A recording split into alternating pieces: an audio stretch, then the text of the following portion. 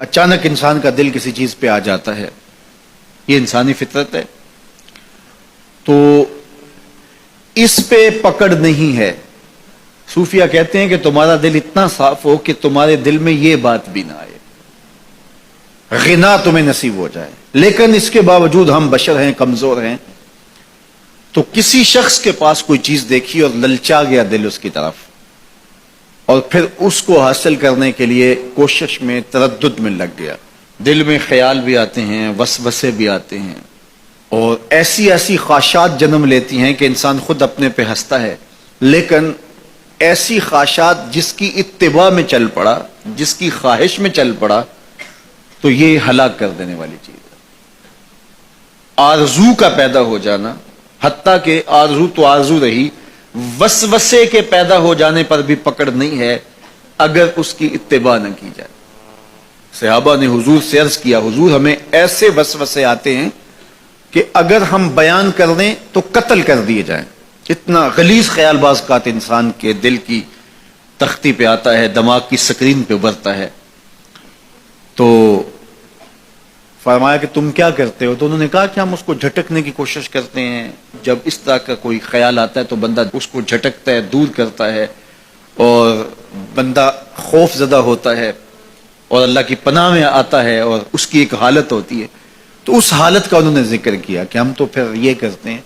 تو فرمایا کہ ذالک صریح الایمان، یہ تمہارے واضح ایمان کی علامت ہے کہ اس وسوسے کے بعد جو تمہاری طبیعت میں بے چینی اور بیزاری پیدا ہوئی، اور اس کو دھکیلنے کے لیے، اس کو خیال سے ہٹانے کے لیے، اس کو تصورات سے دور کرنے کے لیے جو تم نے کوشش کی، یہ تمہارا ایمان تھا جو کھڑا ہوا، اور تم اس سے بچنے کی کوشش کرتے ہو، تو یہ تمہارے ایمان کی علامت ہے۔ تو خالی وسوسہ اگر کتنا ہی غلیظ کیوں نہ ہو، اگر اس وسوسے کو خیال کا حصہ بنا کے اس سوچ کو لذت کا سبب نہ بنا لیا جائے، حتیٰ کہ غیر محرم کے اوپر آپ کی نظر پڑ گئی، تو فرمایا النظرۃ الاولی لک والثانیۃ علیک، جو پہلی نظر تجھے حاصل ہوئی تو وہ تیرے لیے ہے، لیکن اگر تو نے نظر کا تتبع کیا اور پھر تیری نظر نے دوبارہ پیچھا کیا تو وہ تیرے اوپر وبال بن جائے گی۔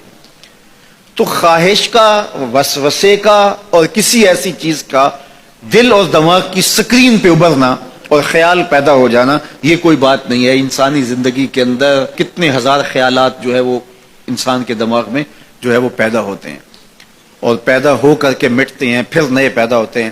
کبھی بھی انسان کا دماغ خالی نہیں رہتا، ہر وقت سوچتا ہے۔ آپ اگر یہ طے کر لیں کہ میں کچھ نہیں سوچنا، تو یہ سوچ رہے ہوں گے کہ میں کچھ نہیں سوچنا۔ یہ کبھی ہو نہیں سکتا کہ آپ کا دماغ ہو اور اس کے اندر جو ہے وہ کوئی خیال نہ چل رہا ہو۔ ہزاروں لاکھوں خیالات کا ایک ہجوم گزرتا ہے، تو انسان کا دل، دماغ اس طرح بھاگتا ہے۔ آپ اچھے لوگوں میں رہیں گے تو خیالات پاکیزہ ہوں گے۔ دیکھیے، آپ گندگی کے ڈھیر سے گزر رہے ہوں گے تو خیالات اسی طرح کے ہوں گے نا، اور اگر پھولوں کی روش سے گزر رہے ہوں گے، صحن چمن سے گزر رہیں گے تو خیال اس طرح کے ہوں گے نا۔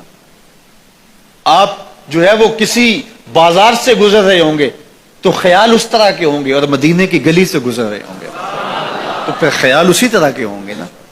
اس وقت آپ کے خیالوں کی دنیا کسی اور جہاں میں آباد ہے، اس لیے کہ آپ رسول اللہ کا فرمان سن رہے ہیں، لیکن اگر آپ کے سامنے کو گویا غزل گا رہا ہو تو پھر خیال کی وادیوں میں بھٹک کے کہیں آپ اور کھڑے ہوں گے۔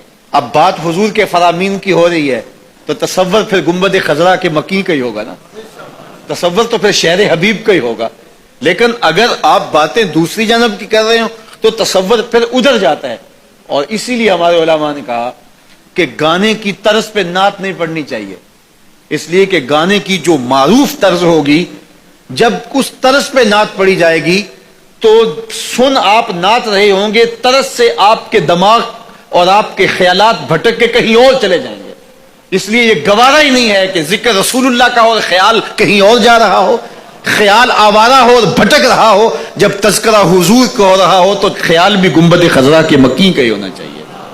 تو یہ بات ذہن میں رکھیے گا کہ یہ انسانی زندگی کے اندر انسان کا خیال بھی بھٹکتا ہے، سوچیں بھی بھٹکتی ہیں، دل میں بھی کئی کچھ آتا ہے، لیکن پکڑ اور گرفت اس وقت ہوتی ہے جب انسان اس خیال پہ اپنے آپ کو اس راہ پہ ڈال دیتا ہے.